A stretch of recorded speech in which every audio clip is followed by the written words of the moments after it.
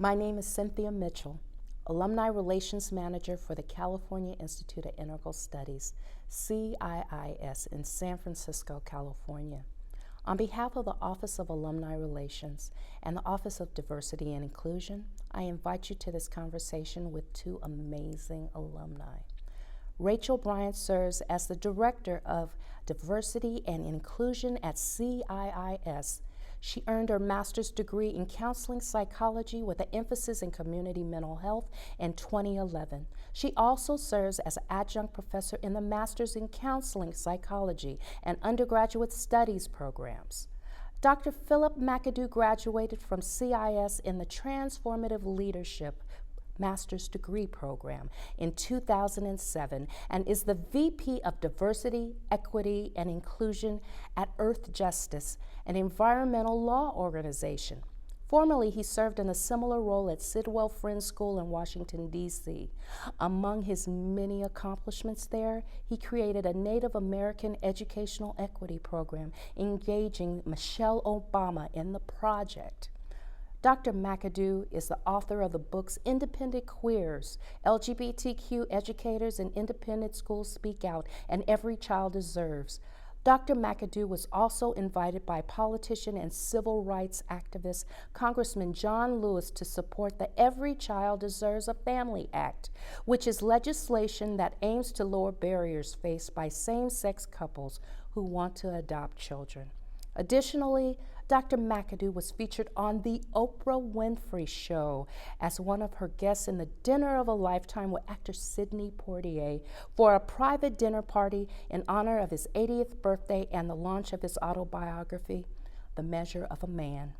Finally, Dr. McAdoo was a 1989 original Coca Cola Scholar and performed in the Broadway productions The Lion King, Rent, and in the readings The Book of Mormon and Wicked. Please open your heart and welcome Rachel Bryant and Dr. Philip McAdoo. Well, here we go, Dr. McAdoo. I'm so grateful Yes. that in all of these big things that you're holding out in our country and in the world, that you make time to come back and do this for the other alums. And I was looking at your website, and this may be a silly question to start with. I saw that picture of you, Oprah, and Sidney Poitier, and I'm just like, Dr. McAdoo, what is it like to get that call from Oprah or Michelle Obama? Like, did you feel like you had arrived? Like, what was that like? You know, I was working in New York City at an East Side Community High School. Love those kids. And I was doing a mentor program with boys. And I remember just reading The Measure of a Man and thinking, what are some of the things that I can do with my students? And so we started a book club. And I remember I was in California and I was visiting a friend, and I had written into the show to say, oh, I'm doing this book club with my boys, and here's some of the things that we're discussing. And I was with my best friend in California, and I was like, oh my gosh, Oprah called. And she's like, what are you talking about? I was like, I just got a call. And so from there, the vetting process took 6 weeks. And then one day I was planning a trip to take some of my boys to China. And I was having a hard time kind of getting their passport information. We were getting the visas. And there was one student in particular, like I never had them all together. And this one day, they were all there. And I was like, this is odd. And so I said, I'll be back. And I went in the bathroom and I told my best friend, I said, I called her. I said, I think Oprah's here. I think Oprah's here.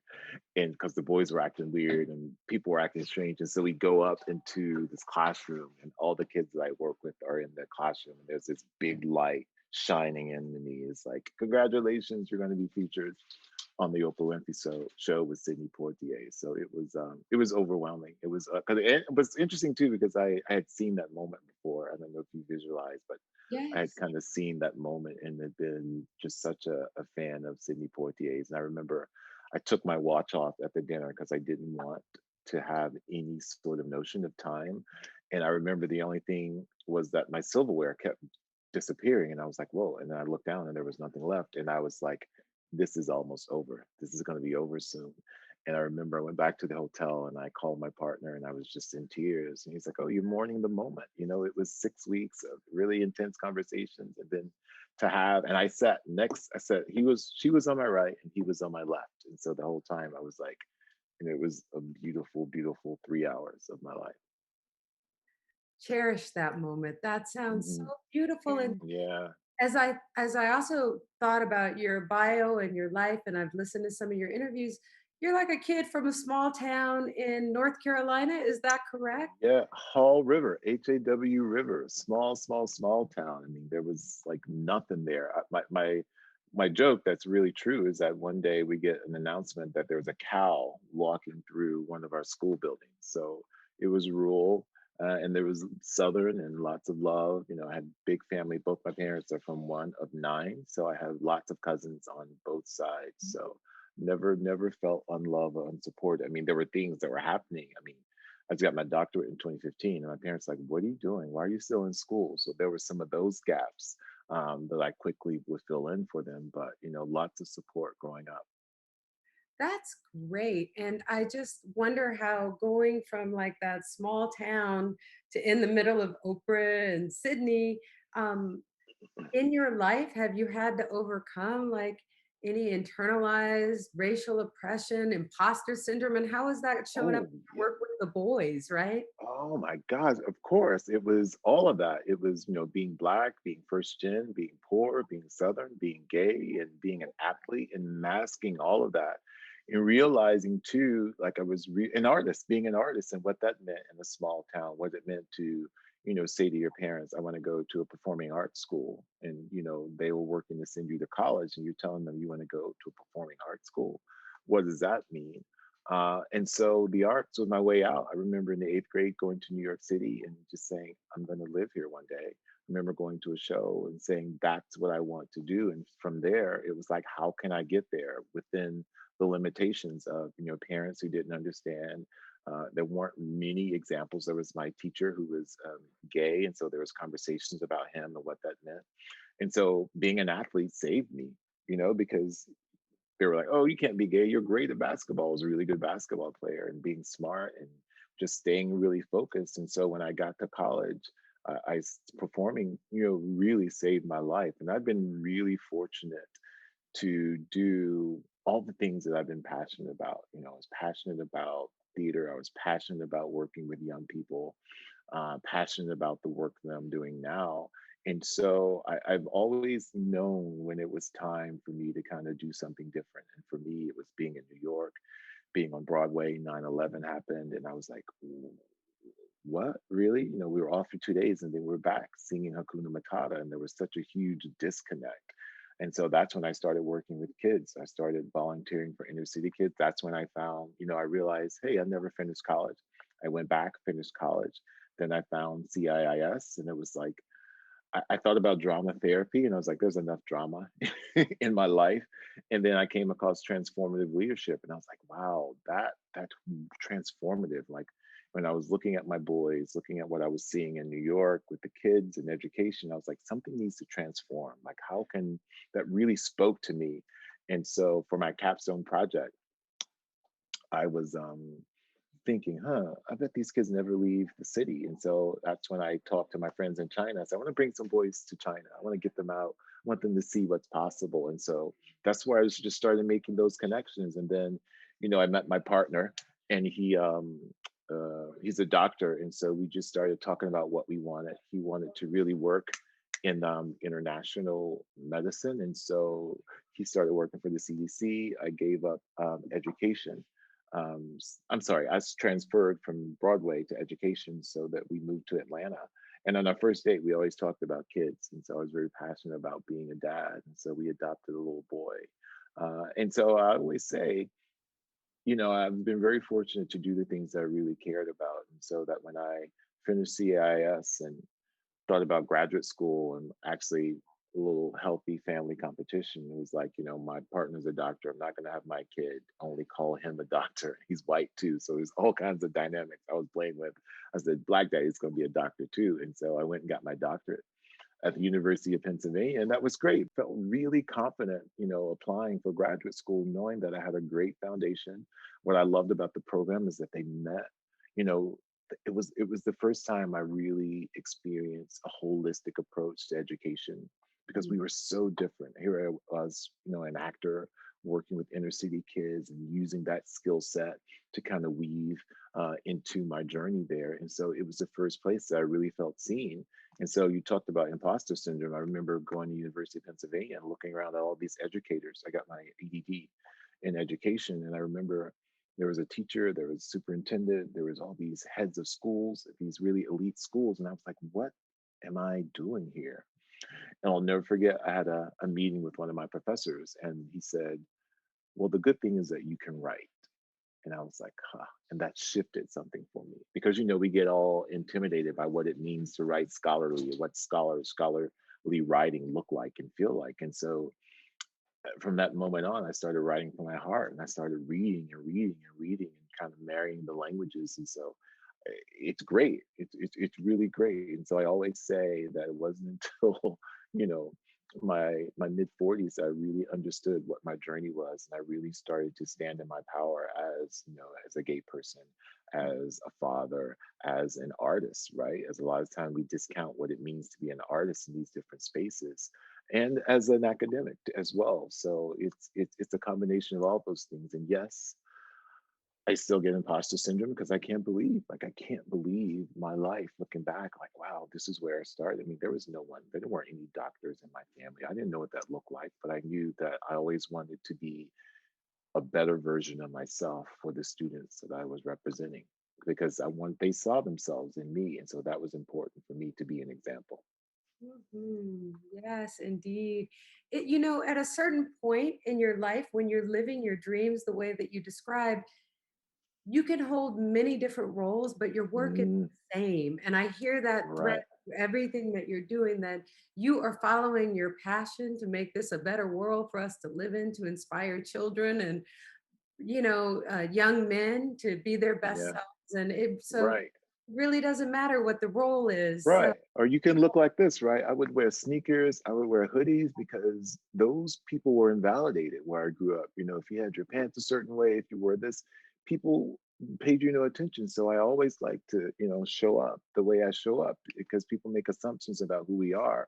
And then people are like, oh, you're a doctor? You have your doctorate? I'm like, yeah, and I like hoodies and I like a beanie. So yeah. bringing your full self to the work. And we really need more examples of that. Mhm. You mentioned your writing and you've written many books and articles that have been published. Is there anything that you're working on now that's especially making you feel alive? What? No, and I want to get back. I mean, I don't, this process when you get to the end of a project, and my dissertation ended up being my book, Independent Queers, and so I was so it takes so much out of you. But I love to read. I get up, just when I'm getting frustrated. I shared earlier I was having a really intense day, and I remind myself to read, to take a breath, and to go back to the work and to the words. And so I have a lot of things that I'm writing. I do a lot of writing for work, and so that's take up a lot of my time. But we're moving. Lots of things are happening, but I want to get back into a space where I can put something down. But it's really I like to read. I like to collect words. I like to listen. A lot of this work, is around listening. The way you Sure. keep listening over and over again. And that was the connection as an actor. As an actor, you listen. Part of the job is listening as well. And so being able to really stand into what that's meant, my training as an actor and how that shows up in my work as a DEI practitioner. So all that to say is that there's lots of things swimming in my head that I would love to get down, especially now with the environmental group that I'm working with and seeing lots of people of color showing up and doing that work that traditionally hasn't been a space for us. So I'm really excited to share what I'm learning. Yeah, let's talk about your work as a diversity officer at a few different organizations. Wow, there's so much. And then Yeah. 2020 happened, and it just Yes. seemed like our roles just opened up. We are living in tumultuous and auspicious times, depending on how you. Yeah. And in our roles, like there's a lot of opportunity And then there's also still a lot of healing that needs to be done. And I wonder if you Yes. could talk about that in your role and how that shows up in education specifically. Well, I think at the core of who we are is that we're students, like we're learners. I always, I always chuckle when people say, well, how are you going to make the transition from academics to corporate or from, academics to nonprofit? I'm like, well, at our core, we should all be learners. We should all be students. I mean, when we think about any type of initiative or processes that are in place, there's always learning happening in our lives. So I'm really proud to be centered around teaching and learning. I think that's the foundation for anything that you do. And so when 2020 happened, it was for me. It was like, yeah, we've been doing this work, and often it's one of us. It's one of us. It's one person doing this work, and I'm currently thinking about how to build out our team and our program. There are not a lot of good models out there because initially the reaction is to hire one person. Okay, this is your job. Oh, now they hire that person. That person reports to the CEO or to the president, but it's still one person, and the work is so much and so expansive. And so that when 2020 happened, or I was like, well, how is this going to be different than the other moments? How is this going to be different than Emmett Till? How is this going to be different than Rodney King? How is this going to be different than the lynchings? How is this going to be different than, you notice that tends to be a lot of references to men. And so I did a panel with Professor Ibn Kendi, and we started talking about gendered racism. And I was like, right. And so with Breonna Taylor, like where is the equity in how we look at those two lives, right? And just realizing that, oh, there's a lot of things that we have to unlearn. And so the work for me, I was describing it, it got really intentional and exciting, right? To be a diversity practitioner during this time and to finally see your worth showing up in these spaces. And it has to be sustainable, right? I just did a panel last week and they were like, what happened to all the promises of the summer? I was like, well, we've been doing this work for years before this summer, right? I stepped into my role. We were in the middle of a DEI audit where they were looking at our policies, our practices. They were having focus groups. They were looking at all these different things. We were continuing to mirror back to the organization the types of things that we were hearing around equity. And we're continuing to have these conversations. And so what's hard about this work is that it's changing. And you know this, Rachel, like the jargon changes, something else happens. I mean, how do you stay current and at the same time, how do you ground yourself in practices that feel genuine, that feels sustainable? I try not to live in too many buzzwords because I want people to understand that this, again, I'm saying this is a journey, but it's a practice. It's a studied and learned practice that's important to everything that we do. And so when I think about this year, oh, and then COVID, who knew that COVID would be this racialized thing that would just kind of highlight the inequities that we continue to exist with, that we've gotten used to. And so it just shows how relevant and how important our work is and how difficult our work is. And I still say that, I had a really tough conversation with a friend who, I had white friends that sent me Black Lives Matter, and they were, all these white people participating in these moments. And I was like, yeah, okay, there's a sign, but we've been telling you Black Lives Matter. When we show up, we've been telling you Black Lives Matter. When we look at my son, I was working in a school in Atlanta.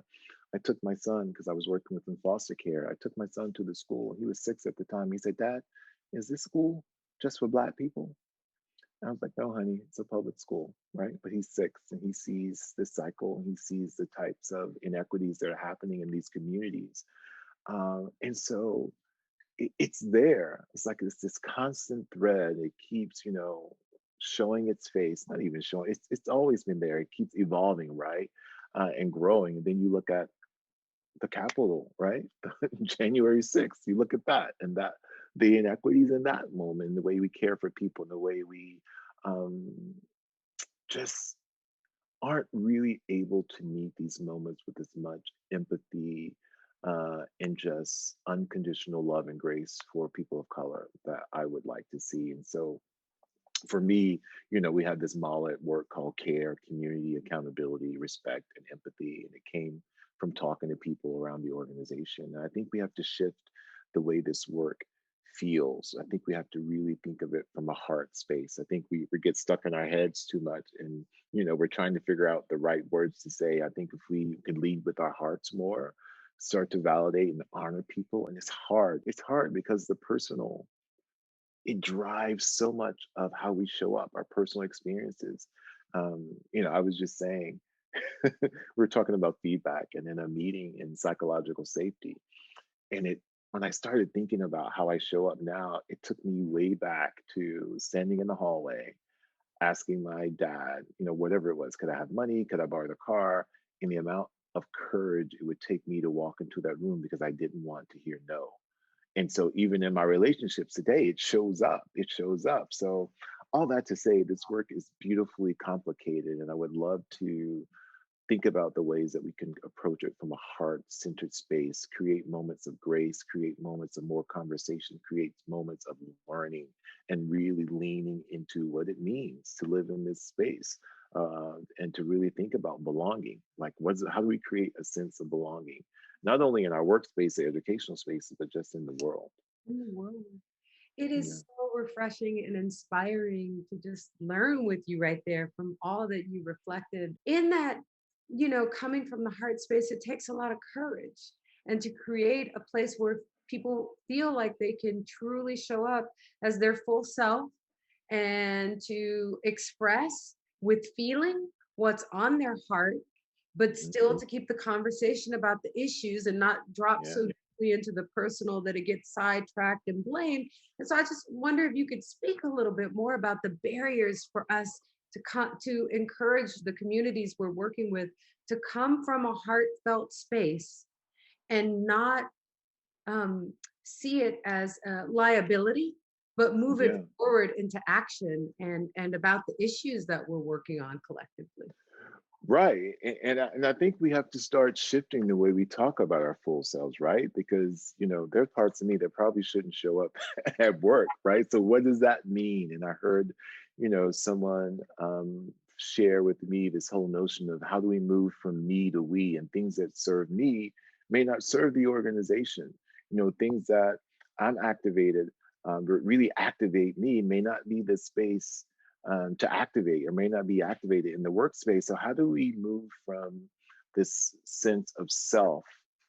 And I mean that in the ego sense, right? Because I think, you are who you are, but there's also this shared responsibility that we have to community, right? So what does that mean to be in community with folks, to be in community, to be in community with a common mission? And so I think for a lot of people, that's going to have to mean just shifting the way we think about our own individual needs and what we need in those moments. How do we find people that we can talk to? I mean, my partner is so great. He holds me accountable in ways that are amazing. Like, you can't say that, or you really shouldn't do that. And do we have those people in our lives that can really help us manage our egos? And and at the same time, because there's so much personal healing that needs to happen. I think the hardest part of this job, of the work that we do, is knowing that in the context of an organization, in the context of the spaces that you work, sometimes everyone's needs can't be met. And I think that's what's so hard for me, is that we're limited in what we can do. And at the same time, how can we be a resource? And to your point, a resource for healing. And what does that look like? And what does that feel like? And we're always interested in those conversations. We have office hours. We have DEI office hours, which is once a week we meet as a community and we just talk. It's modeled after working in a Quaker school, meeting for worship. I'm like, let's just get together. Let's just have people talk and say what they want to say. We have lots of affinity spaces. Our leadership meets a couple of times each quarter in collaborative form. So we're always holding spaces to listen. I think listening is so important because you hear things differently. And but also that internal bias, right? We talked about things that we have to unlearn. And I think those preconceived notions about how people show up or what's driving people. There's always a story. And to your point, there's always a hurt, right? There's a hurt, is what we talk about in our microaggressions. If someone is telling you, cares enough, first of all, to tell you that what you did was offensive, then you have to understand and trust and believe that that's not the first time that's happened to that person. You could have been the thousandth person that day, or who said or done something to offend them. And so the fact that they're letting you know is a sign of respect and love. And so just shifting even the way we think about that. But it's hard though, right? It's hard because then you turn on the news, or something comes on your thread, or someone. I took a break from social media. People were still sending me things. It's hard because our realities are so different. We're having such different experiences. And so hopefully, as the nation begins to heal, regardless of your political affiliation, that it seems like there's a shift happening. I heard somewhere someone say that, it's like the world stopped so that we could be better, that we could come through and we could heal ourselves. And I keep thinking, it would be a shame for us to have this time, this stillness as a community, as a world, and not come through the other side much more connected, much more empathetic, not much, much more thinking about the needs of everyone. So I try to think about that in our work. Like, what can we do right now to really foster community, to foster belonging, so that when we're back into this new normal, there's a sense of connection. I sure hope that. Thank you. All of the lessons of 2020, and it's not over. Like, we're in No. 2021 and meeting No. ever evolving new challenges, right? And Mhm. I do hope that there's this lasting sense. I love what you said. Where are your commitments to the summer? One of the silver Yeah. linings, besides COVID sending everybody to their room to cool out and chill out and do Mhm. their work Yeah. reflection. And I know that's hard. And there's a lot of So hard. stratospheres in that, people who are parenting or caregiving or losing loved ones. Mhm. I respect all of that. So in Yeah. this closing moment that we have here, our time is just about up. You get that Mhm. question, like, what can I do? So what would you say to all of the alums who are going to be watching this, regardless of their degree and their work in the Right. world? Like, what can they do to help facilitate this transformation that we're in right now? Yeah. The thing that really jumps out at me is just creating space to listen, like to learn. I mean, I love getting up in the morning, having a cup of coffee and reading, and just having a different perspective. And, the moments that have shifted for me is when I've really taken the time to engage with someone around how they're thinking about a particular issue. It's not necessarily, political or some of the heavy stuff, but just really, I think, we get in our heads so much. And if we can humble ourselves and to really just show up for another person, to be there, um, I think a lot of us frame it around empathy. I'm trying to think about how do we marry empathy into some of the work that we're doing around diversity, equity, inclusion. What does that look like? Um, but Jenny, I can't remember Jenny's name, but she was my CIIS class. Jenny, I'm sorry if you're out there. But I was always amazed at what a good listener she was. Like, how did she do it? She always walked away from a conversation with Jenny feeling good, feeling better, knowing that you've been heard. And she had such an active way of doing it. These were skills that we were practicing. And I never felt good at it, but I always felt heard. I always felt comforted when I spent time with Jenny. So there's something to be said about listening. There's something said to be taking time and sharing your space with someone, and just being a vessel for them to be clear about what's coming up for them. So listen more, right? Listen more. That's in Hamilton. My son would say, talk less, smile. Is that it? Yeah, something like that. But it's I think it's a skill. I really do. And I think, as we talk about our work in the context of being a diversity practitioner, and just how it changes so much, we really have to listen. We have to be grounded. We have to be focused on what people are saying, and just mindful of how we show up for them in those spaces. Mm. Thank you so much. That's a wonderful way to close, and it's something that we can all do, right? Yes, Daily yes, lives is not just about our roles as practitioners or educators or artists, just that simple act of slowing down, listening, and listening to ourselves. I'll add to yes, that that's inner voice important. that has guided you through a wonderful career. You are such a light. We're so grateful to call you a graduate of CIS. Yes. And I hope you'll join us in conversation again. Thank you so much.